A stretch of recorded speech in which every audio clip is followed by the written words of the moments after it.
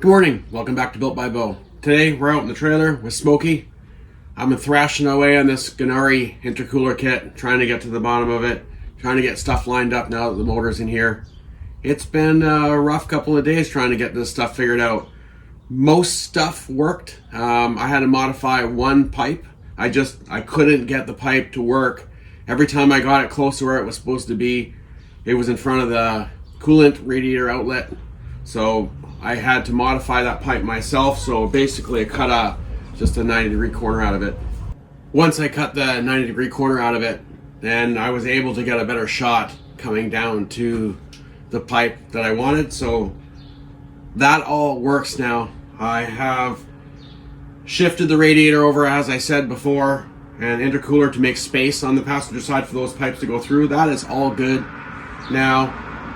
Unfortunately, with the air conditioning, that is the question. Is it going to work or is it not? Now, if you're running the GNARI exhaust manifold kit with the external wastegate and you were just exchanging that for your factory one, yes, the air conditioning would work. It says in the directions that the manifold will work with some AC models. Now, I don't know what that means. I don't know how, but there is room with that manifold and turbo set up to run AC compressor. No problem. And at that point, if you're running a factory intercooler, then your AC and all that stuff, all your lines, that's going to be all in the same place. That doesn't matter. Running this front mount intercooler kit is a different story because all the piping goes up the same side, which is what I was afraid of. And it's right in the way of not only the lines coming down into the compressor, but from the compressor to the condenser. And also, you put the intercooler in the spot where the condenser was. Now, can I make spots and have room for the condenser? Yeah, I probably could. It would be in front of the intercooler, which is not ideal. There is room. I could modify mounts and I could put the condenser into place. But the lines still come through in a bad spot. So at this point, I have decided to not run AC. At this point. Now, I can still run the AC compressor. I could run an aftermarket condenser, and I could make my own lines or have lines made. And you could hook up AC. It is possible. Does it work for an AC car and just directly bolt on? No chance, no way. So I don't know what they're thinking. Since I've moved everything over to make room for the pipes, now I've noticed that my battery tray doesn't work because everything's shifted over that way. So I took my battery tray and I notched out the corner for the radiator, notched out the corner for the shock tower, sat that in place. That fits in there, bolts in no problem, and the battery fits, and there's just barely enough room to spare, and I'll show you that after. So there was that. The other problem that we were having was that, as I suspected, as I mentioned in previous videos, where I mounted the breather box where it was on Turbo Mustang is not going to work, just by a little bit. The pipes are so tight in there that, you know, basically it only touches the filter, but I don't want to move it down anymore, because if I move it down anymore, then it just hangs down too low in the front, and I don't want to hang it down that low. So I have a different idea now that I got the radiator. Once I get the radiator back in, should I say, I'm gonna make a support bar across the front for the fan, and I'm gonna put the radiator tank, overflow tank, and the breather box, and I'm gonna mount it to that, and I'll show you that after. So what we'll do now is I'll show you how I've mounted everything with the intercooler pipes, so you can see what I've done with that. Okay, well, we're starting at the front of the car here. Again, it's supposed to be a direct fit. It's not. So I've moved the intercooler over to make enough room that I'm happy with, and I've had to notch this area, as I've shown you in previous videos, just a little bit out of the corner, nothing deep into the rad support, just on the lip, and my hose is clear. I'm happy with that. So then across to the other side, I have trimmed out a little bit in this area right here, and just a little bit down in this area here, and that buys me enough room that I need. The pipes are going to go through this area through here, come in through the area in the engine bay, and up to the turbo. Down below, they do give you mounts to mount at the bottom, like I've showed you, on both sides. It moves the radiator outward to give room for the intercooler. That's not too bad. That was pretty straightforward stuff, so that was easy. As you can see here, because the radiator is shifted over in this area right here, so close, that's where I've had to trim out for the battery tray a little bit. And then because I've shoved the battery tray forward, I have this corner of the inner fender to deal with, so I just notched out the battery tray there. So that's going to work fine. And then from there, what we're going to do is right now is I'll show you how the pipes are roughly going to fit, so you know. So I'll do a little mock-up for you so you can see how it actually looks with the engine in the car, and then that way you guys know for your car how it should look, because there's no literature in this anywhere. It's just trial and error. This piece is going to attach to your one outlet.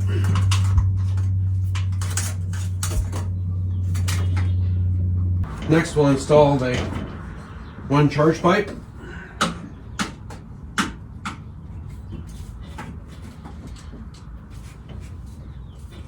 So I'll put this in just to show you.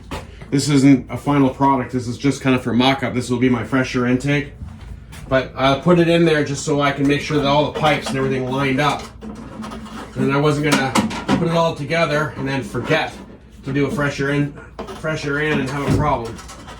So fresher in is gonna go something roughly like that. That's not finished, that's just mock-up. And then we have our charge pipe, main charge pipe.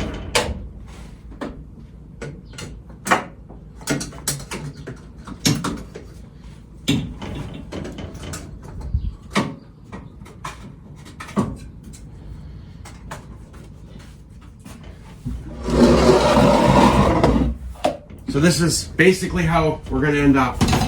So don't forget when you're assembling that if you're putting the crash bar and stuff back on, you have to sort of make sure that all your piping and stuff isn't interfering with anything in here. This side will still push in a little bit, but I'm clearing everything that I need to clear here. I'm clearing everything I need to clear on the passenger side, so I'm happy with all the crash bar stuff. And then once the radiator's installed, I will mount this aluminum bar up on front on top, and then I will mount my breather box, etc. off this front bar and my coolant overflow tank. And then basically how we're going to end up is coming out, going across, one goes over top of the other, but we've got lots of clearance in there so we won't rub through in our boots. Up tops. As you can see, it gets pretty busy in here.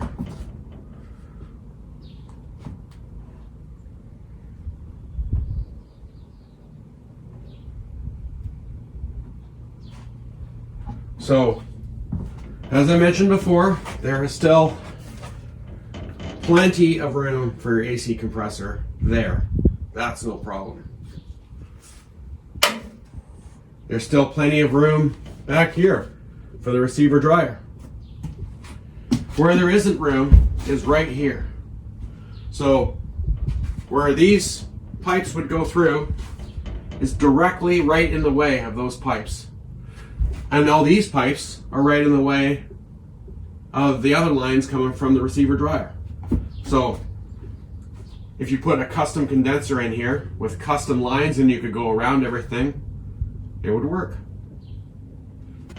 Anyway, I hope all that information helps, but that's enough chit chat. We need to get some of this stuff put back together, so I'm going to do that now, and I'll see you after that.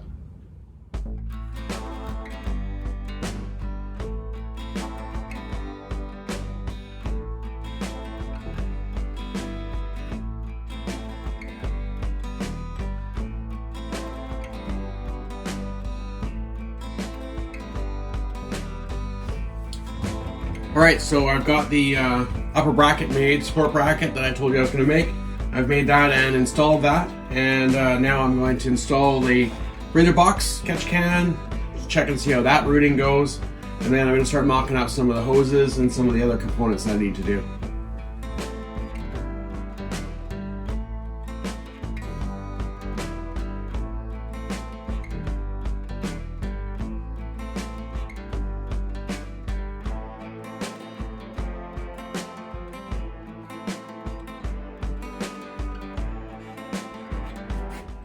Okay, so as you can see, here's the main piece that I made it going across the top. Now I'll probably have to do something down along the bottom as well to give it, it's got pretty good support, but I need something at the bottom to house the shroud and the fan, so I might have to add something to the bottom after, but this is supported, and on the other side we'll run a spot for the coolant reservoir, and then I'll run as big as I can of a fan, electric fan in the center, and we'll see how all that fits from there. These hoses here are going to come over from the radiator box, and they're going to attach in something like this. One's going to come from the valve cover, so two of them will come over and go into the breather box, so it's easy to access. But until I get the other pipes and everything back on for the final time, I'm not going to cut these hoses to length until I know for sure where they need to be. Now, because the radiator has been shifted forward, you might have to trim the hoses a little bit, most likely actually. So we're just going to mock it up and see how that fits.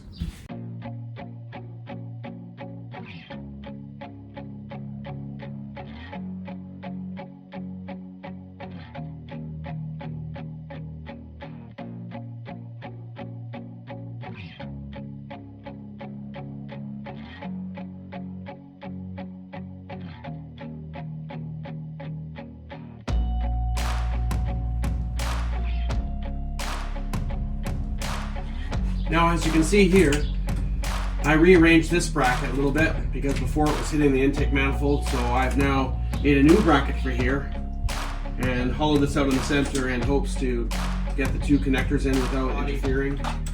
Your factory bracket will work if you're running a factory throttle body, but because I'm running the bigger throttle body, the bracketry is a little bit different, the geometry is a little bit different, so we made this bracket, and looks like this cable is going to line up perfect for it. So I just have to make a bracket on this side to mount the dipstick, and then we have to go steal the fuel rail off of Turbo Mustang because the parts haven't come yet. So the reason why I have to modify the dipstick bracket is because this manifold is not the stock manifold for this car. Therefore, the bracket that was normally on there holding the dipstick is a little bit different, the bolt pattern. So I've just trimmed it down, and what I'm going to do is catch one of the bolts here and then use the existing bolt on there to bolt down the dipstick, and that should be good. So from here, we're going to Turbo Mustang to rob the fuel rail. Alright, so here we have the Siemans Deka 60-pound injectors from Stinger Performance. I can leave a link in the description for these. I'm running these in the Turbo Mustang as well as for Smokey, and I also have them for my 331 stroker and the 69 Mustang. They're a really good injector, had no trouble with them, so I'm going to continue to run them. 60 pounders is all dependent on how much boost you're running. If you're running a smaller setup, then you might not want 60s, you might want 42s. It's best to contact Shannon at Stinger Performance, and he can give you a rundown of what is best for your application. Well, we might as well just get this in the car and keep moving on.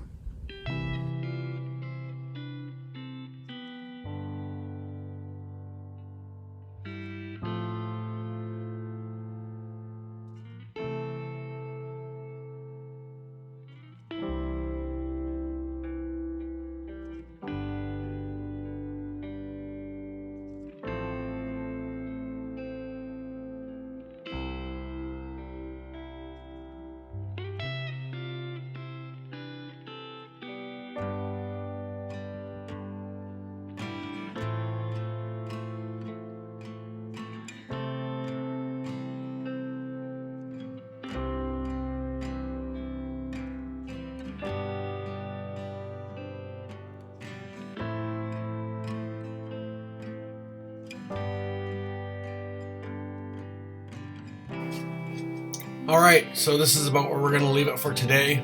We've got the throttle linkage all hooked up. Dipstick is in place. All the wiring and stuff is installed. Throttle works, doesn't touch the hood. That's all good. We've got our upper and lower rad hoses on. The breather box is mounted. Pretty much just have to throw a battery in this, make a downpipe, put all the charge pipe, boost pipes on for the final time, get them stitched up, and we need to make our downpipe. So thanks for watching. Please like and subscribe if you like the videos, and I'll see you soon.